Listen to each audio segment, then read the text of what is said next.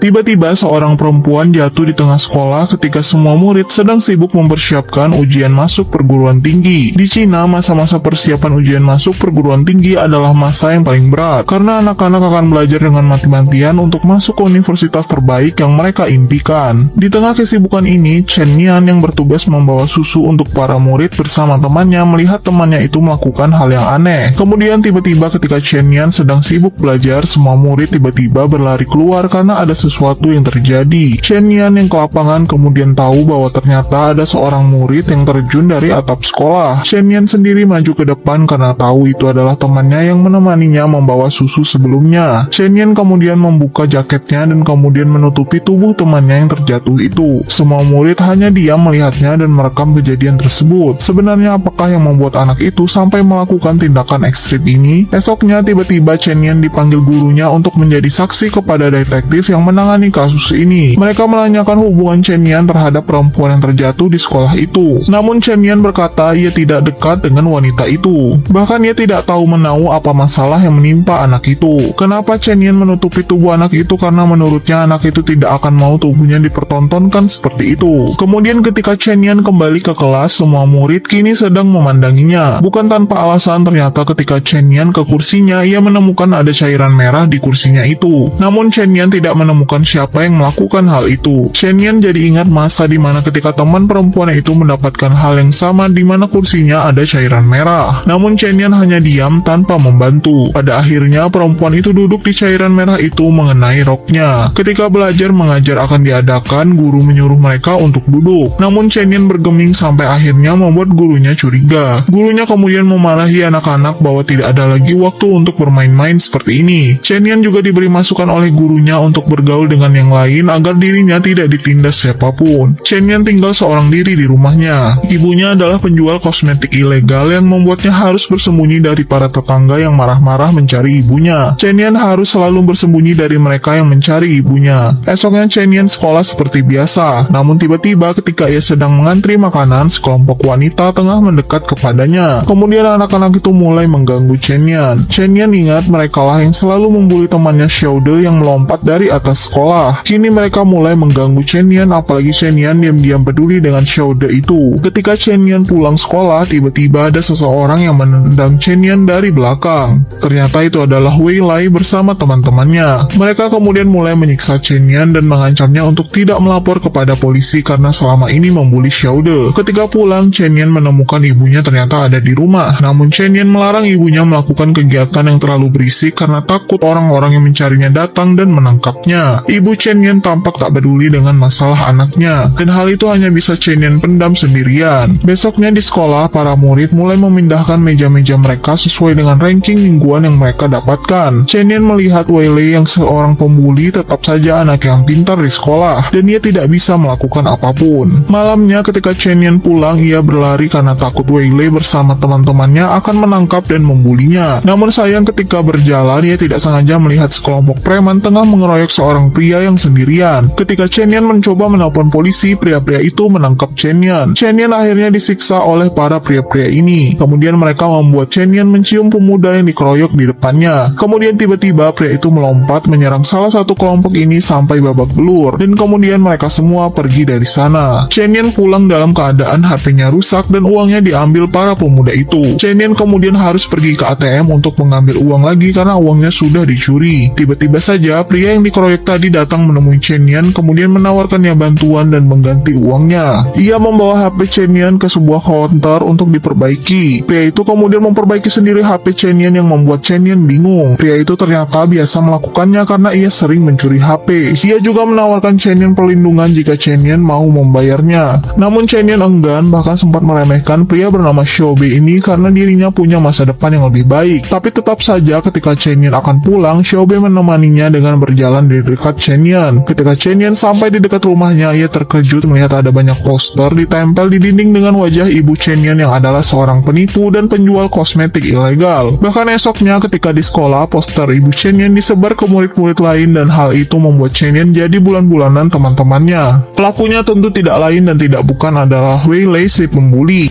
Seorang wanita yang selalu dibully bertemu dengan seorang pria preman dan keduanya menjadi dekat. Setelah sebelumnya Chen Nian berusaha menolong Xiaobe Xiaobei yang dikeroyok para preman lain. Hari itu identitas ibu Chen Yan yang seorang buron disebar kepada teman-teman kelasnya dan itu membuat Chen Yan jadi diolok-olok teman-temannya. Tentu saja ini semua perbuatan Wei Lei, wanita yang selalu membuli Chen Yan. Chen Yan pulang dalam keadaan marah dan tiba-tiba Xiaobei datang menjemputnya. Chen Yan meminta Xiaobei membawanya kemana saja asalkan jauh dari orang-orang itu. Ternyata Xiaobei membawanya ke rumahnya yang berada di kolong jembatan dan hanya sendirian. Di rumah itu Xiaobei memberikan mie kepada Chen Yan. Namun HP Chen Yan yang terus berbunyi membuatnya kesal karena rombongan pembuli itu tidak berhenti mengganggunya. Hal itu akhirnya juga membuat Chen Yan marah kepada Xiaobei yang terus bertanya kepadanya. Akhirnya Chen Yan pun pulang sendirian karena terlanjur kesal. Esoknya ketika di sekolah, anak-anak sedang sibuk bermain voli. Namun entah kenapa terlihat teman-teman Chen Yan seperti enggan memberi bola kepada Chen Yan. Bahkan ketika tiba saatnya Chen Yan melempar bolanya, teman-temannya enggan menerima bola tersebut. Karena hal itu, Chen Yan hanya menahan diri dan memperhatikan teman-temannya saja. Ketika selesai, tiba-tiba ada seseorang yang melempar Chen Yan dengan bola. Dan itu adalah perbuatan Wei Lei bersama teman-temannya. Mereka kemudian mengejek ibu Chen Yan dan kemudian melemparkan bola bertubi-tubi kepada Chen Yan. Bahkan ketika Chen Yan sedang menuju ke kelasnya, tiba-tiba saja ia didorong seseorang dan membuatnya terguling jatuh ke bawah tangga. Tentu saja lagi-lagi itu adalah Wei Lei bersama teman-temannya yang melakukannya. Ketika Chen Yan diobati di UKS itu, seorang pria yang adalah teman sekelas Chen Yan mendatanginya. Ia mengatakan kepada Chen Yan untuk tahan beberapa bulan saja dan mereka akan ke Beijing untuk kuliah. Hal itu membuat Chen Yan ingat di mana temannya Xiaode yang terjun dari atas sekolah. Hari ketika mereka sedang membawa minuman, Xiaode bilang kepada Chen Yan ia terus-terusan dibully. Kenapa tidak ada satupun dari mereka yang membantunya? Chen Yan memutuskan menelpon petugas polisi yang sebelumnya ke sekolah dan mengadukan perbuatan Wei Lei bersama teman-temannya. Tapi tentu saja ketika mereka ditanya satu-satu, tidak ada raut penyesalan di antara mereka. Apalagi Wei Lei yang bersikeras ia tidak melakukan apapun yang membuat Xiaode melompat dari atas sekolah. Polisi juga mencoba menanyai semua murid di sekolah itu, namun mereka enggan bekerja sama karena takut. Esoknya semua murid melihat bagaimana orang tua para pembuli itu datang ke sekolah dan berlutut kepada gurunya meminta ampunan karena mereka ternyata dikeluarkan dari sekolah. Bahkan ayah dari salah satu anak memukul anaknya sendiri karena begitu marah dengan kelakuan anaknya yang seorang pembuli. Kemudian ketika di kantor guru, Bapak Guru Chen Yan berkata mereka semua akan diskors dari sekolah. Namun mereka tetap akan bisa melakukan ujian perguruan tinggi dan diberi kesempatan kedua jika mereka mau berubah. Tentu saja Chen Yan merasa tidak adil namun tidak bisa berbuat apapun. Ketika Chen Yan pulang, ternyata detektif Zheng menjemputnya dan kemudian mengantarnya pulang. Ia bercerita bahwa mereka tidak bisa melakukan lebih karena orang tua Wei Lei adalah orang terpandang. Ditambah karena Wei Lei berprestasi, orang tuanya yakin Wei Lei hanya melakukan candaan antar teman dan mencurigai Chen Yan karena mungkin tidak diajari sopan santun oleh ibunya yang seorang penipu. Detektif Zheng hanya meminta Chen Yan untuk fokus belajar saja dan masuk ke perguruan tinggi favoritnya. Di rumah, Chen Yan menelpon ibunya. Ia menahan tangis dan mengajak ibunya pulang saja ke rumah. Namun kalau ibunya pulang, para penagih hutang akan mencarinya dan membuat Chen Yan akan tidak fokus untuk ujiannya. Jadilah Chen Yan hanya bisa menahan tangisnya. Di sekolah, hari-hari terasa damai bagi Chen Yan karena tidak ada lagi yang mengganggunya. Mereka bahkan melakukan sesi foto bersama karena sebentar lagi akan lulus. Namun itu tidak berapa lama sampai akhirnya Chen Yan pulang ke rumahnya. Ia melihat Wei Lei sudah bersiap di sana, membawa keranjang berisi tikus-tikus. Di belakang juga bersiap temannya yang lain. Namun untunglah Chen Yan kemudian menjolak Wei Lei dan kabur dari mereka. Ia terus berlari dari kejaran mereka semua. Chen Yan berusaha menelpon detektif Zhang namun tidak diangkat. Akhirnya Chen Yan bersembunyi di dalam tong sampah. Untunglah di saat yang menegangkan itu dirinya tidak ketahuan oleh mereka. Ketika detektif Zhang menelpon balik, Chen Yan berbohong kepadanya bahwa ia salah pencet. Akhirnya Chen Yan pergi ke tempat di mana Xiaobei tinggal. Di sana Xiaobei kemudian memberikan tempat untuk Chen Yan bermalam. Tak lama kemudian Chen Yan menemui Xiaobei. Ia meminta Xiaobei untuk melindunginya. Namun ia tidak punya uang. Ia akan membayar Xiaobei ketika nanti ia akan berhasil ke Beijing.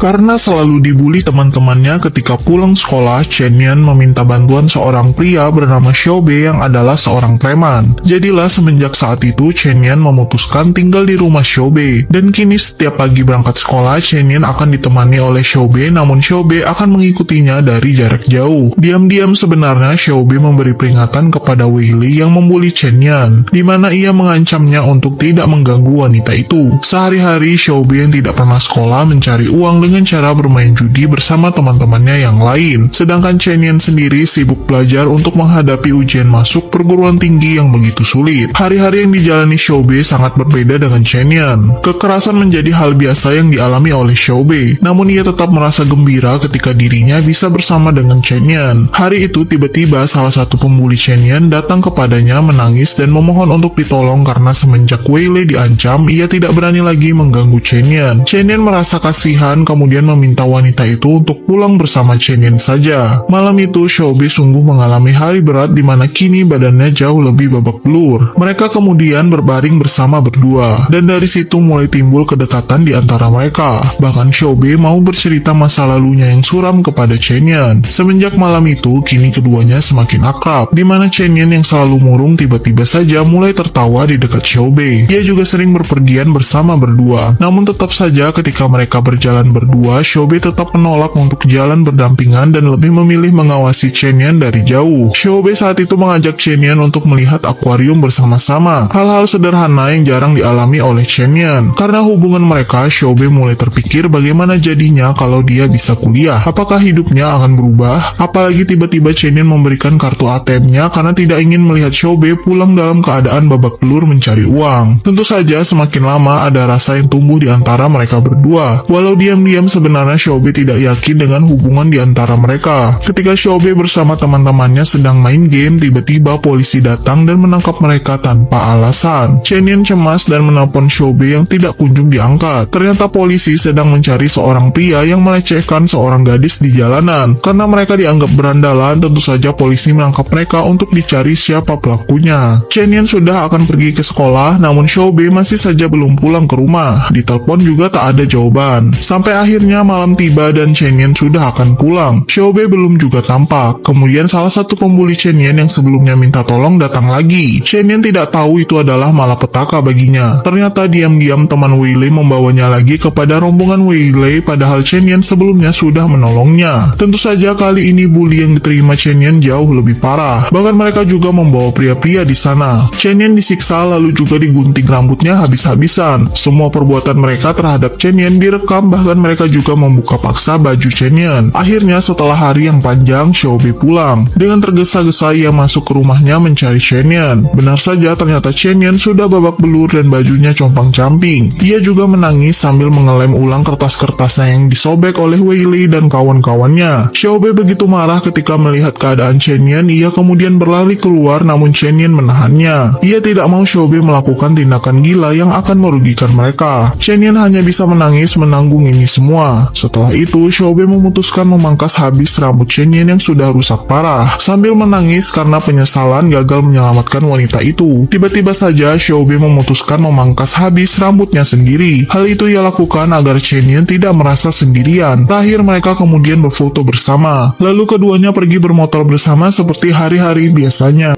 Pria ini memangkas habis rambut wanita ini. Semua ini dilakukannya karena sebelumnya wanita bernama Chen Yan dibully habis-habisan oleh teman-temannya. Bahkan ia sempat disiksa kemudian digunting rambutnya sampai acak-acakan. Bahkan mereka juga merekam Chen Yan dengan merobek bajunya. Ketika pulang, Xiaobe begitu marah melihat keadaan Chen Yan yang sudah babak belur sambil memperbaiki buku-bukunya yang dirobek. Maka dari itu Chen Yan memutuskan memangkas habis rambutnya sendiri. Tapi ternyata Xiaobe juga memangkas habis rambutnya agar Chen Yan tidak merasa sendirian. Ujian masuk perguruan tinggi semakin dekat. Dengan tampilan barunya, Chen Yan datang ke sekolah dan membuat teman-temannya sampai kaget. Sampai akhirnya hari ujian itu tiba, di mana saat itu hujan lebat mengguyur kota ini. Semua anak sudah bersiap di antara orang tua mereka untuk menghadapi hal paling menegangkan ini. Tentu saja Chen Yan tidak sendirian. Diam-diam ada Xiaobe yang sedang menunggunya dari jarak jauh. Di tempat berbeda, terlihat seorang pekerja menemukan ada tangan di timbunan tanah itu. Sedangkan Chen Yan sedang sibuk mengerjakan ujiannya. Xiaobe melihat berita di mana ada tubuh perempuan ditemukan di timbunan longsor, dan sekarang tubuh itu sedang diidentifikasi identitasnya. Ketika mesin sedang mencari, data yang keluar ternyata adalah Wei Lei, perempuan yang selalu membuli Chen Yan. Polisi akhirnya mulai bergerak mencari keberadaan tersangka. Satu persatu pria yang dicurigai diperiksa. Mobil taksi milik pria ini ternyata dipinjam Xiaobe malam sebelumnya. Namun ia tidak mengakui mobil itu dibawanya dan berkata mobilnya dicuri pria asing. penting. Di satu sisi, orang tua Wei Lei menangis meratapi kematian anaknya. Tak lama, detektif melihat video yang diberi rekannya di mana itu adalah pembulian Wei Lei terhadap Chen Yan yang begitu parah. Satu persatu teman Wei Lei pun diperiksa. Sampai akhirnya detektif pergi ke rumah Chen Yan dan kaget melihat keadaan Chen Yan yang sudah botak. Chen Yan akan dibawa ke kantor polisi karena dirinya dicurigai menjadi tersangka. Namun apakah benar dirinya lah yang melakukannya? Ternyata malam sebelumnya Xiaobi memberi perintah kepada Chen Yan untuk percaya dengan rencananya. Hari itu Chen Yan harus mengikuti ujian yang kedua kalinya. Chen Yan selalu dibuntuti detektif dan polisi kemanapun. Sampai tiba-tiba ketika dia pulang ada seorang bertudung yang menarik Chen Yan. Itu ternyata adalah Xiaobi yang mengajaknya untuk kabur. Mereka berdua berlari ke sebuah gudang kosong. Di sana Xiaobi menyuruh Chen Yan meminta tolong. Mereka akan membuat skenario seakan-akan Xiaobi melecehkan Chen Yan agar dirinya bisa ditangkap. Chen Yan tentu saja awalnya menolak dan menangis karena tidak mau Xiaobi mengorbankan dirinya. Namun mereka berjanji akan bertemu lagi ketika dirinya dibebaskan. Xiaobi merobek baju Chen Yan dan kemudian polisi datang tepat waktu dan kemudian menangkap dirinya. Xiaobi diperiksa dan diberi bertubi-tubi pertanyaan. Ternyata benar malam itu Xiaobi lah yang menguburkan tubuh Wei Lei diam-diam menggunakan taksi yang ia pinjam. Ia juga menghapus semua bukti yang memberatkan Chen Yan, termasuk foto mereka berdua satu-satunya yang ia punya. Xiaobi mengatakan kepada polisi ialah yang melakukannya. Ia tidak sengaja mendorong wanita itu. Namun yang sebenarnya terjadi malam itu Wei Lei menemui Chen Yan dan memohon kepada Chen Yan untuk tidak melapornya kepada polisi, karena jika tidak ia tidak akan bisa ikut ujian. Chen Yan memutuskan untuk tidak melapornya dan menyuruh Wei Lei untuk tidak menampakkan dirinya lagi. Namun Wei Lei terus-terusan mengoceh di dekat Chen Yan dan tidak merasa bersalah sedikit pun. Ia juga meminta Chen Yan untuk melupakan saja masalah di antara mereka. Saat itulah emosi Chen Yan muncul.